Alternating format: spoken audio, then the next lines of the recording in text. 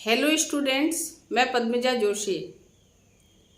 BEd first year की परीक्षा की तैयारी के क्रम में हम लोगों ने पिछले वीडियो में विशिष्ट बालक शीर्षक से अध्ययन किया है। इसी में अगला जो पॉइंट है, विशिष्ट बालकों का प्रकार, मतलब कितने प्रकार के ये विशिष्ट बालक होते हैं। आज हम लोग इस पे चर्चा करेंगे, इसका अध्ययन करेंगे। ओके, देखिए नंबर 1 है प्रतिभाशाली बालक।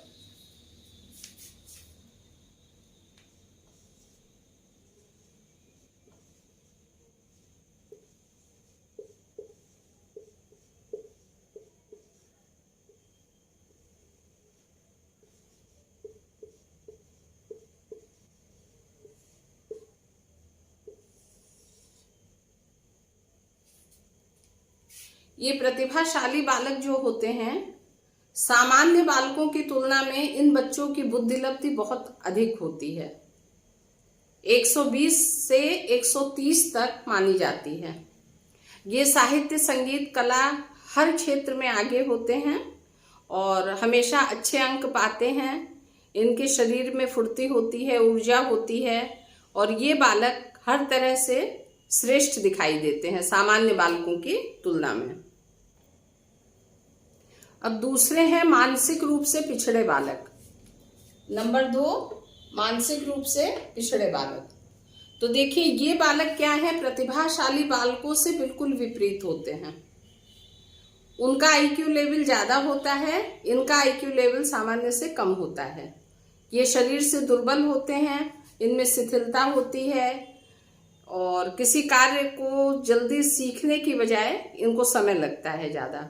ये समझिए कि प्रतिभाशाली बालकों की तुलना में पूरी तरह से विपरीत होते हैं।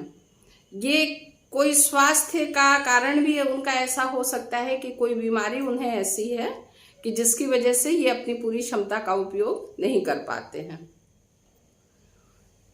यहाँ आप ये ध्यान देंगे कि देखिए विशिष्ट बालकों में प्रतिभाशाली बालक भी हैं और जिनकी बुद्धि मंद है वो भी विशिष्ट बालक ही कहे जा रहे हैं। सामान्य बालकों से जो अलग हैं वो विशिष्ट हैं। ओके,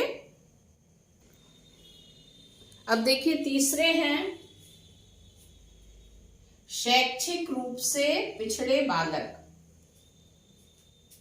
इस टाइटल से, इस पंक्ति से हम लोगों को ये समझ में आ रहा है ना कि ये बच्चे जो हैं शैक्षिक रूप से पिछड़े हुए होते हैं।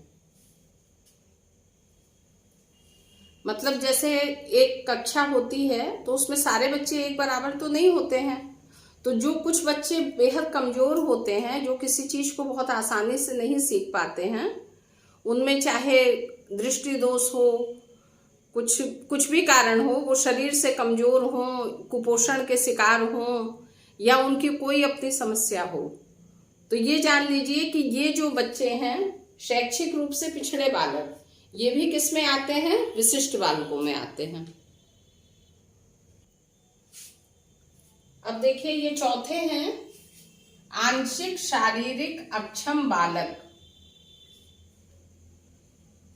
ओके, इन बच्चों में क्या है कि जैसे शरीर में किसी भी प्रकार की कोई दिक्कत हो, मानिए दृष्टि दोष हो या बोलने में दिक्कत हो या उनकी हड्डियां कमजोर हों या किसी भी तरह की उनकी समस्या हो, तो वो इसमें आते हैं आंशिक शारीरिक अक्षम बालक।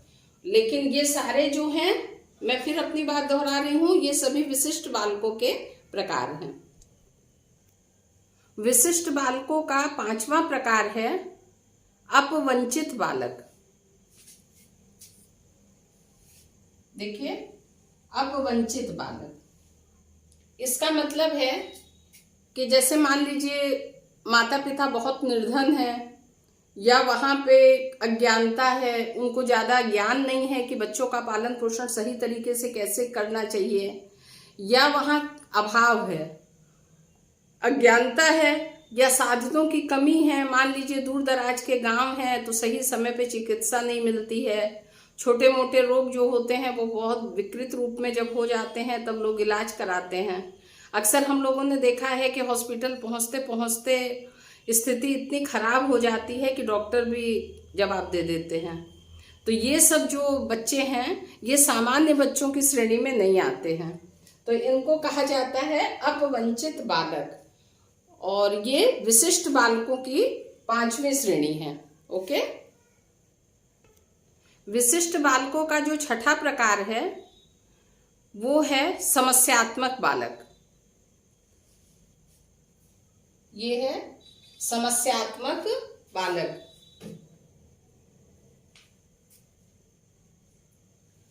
इसके देखिए नाम से ही स्पष्ट हो रहा है।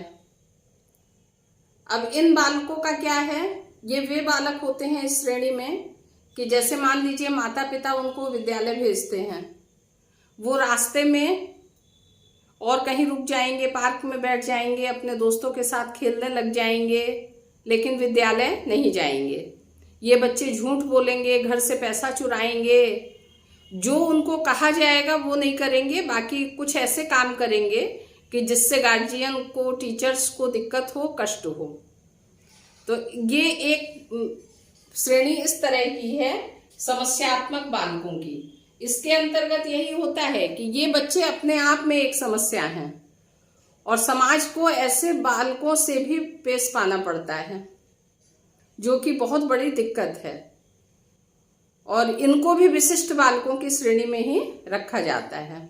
ओके, तो विशिष्ट बालकों के बारे में हम लोगों ने अध्ययन पिछले वीडियो में किया था, और इसमें ये जो 6 प्रकार हैं, 6 प्रकार के अंतर्गत मैंने आपको बताया कि जो है आंशिक शारीरिक अक्षम बालक, इसके अंतर्गत क्या होता है, वे बालक आते हैं जिनकी दृष्टि कमजोर होती है।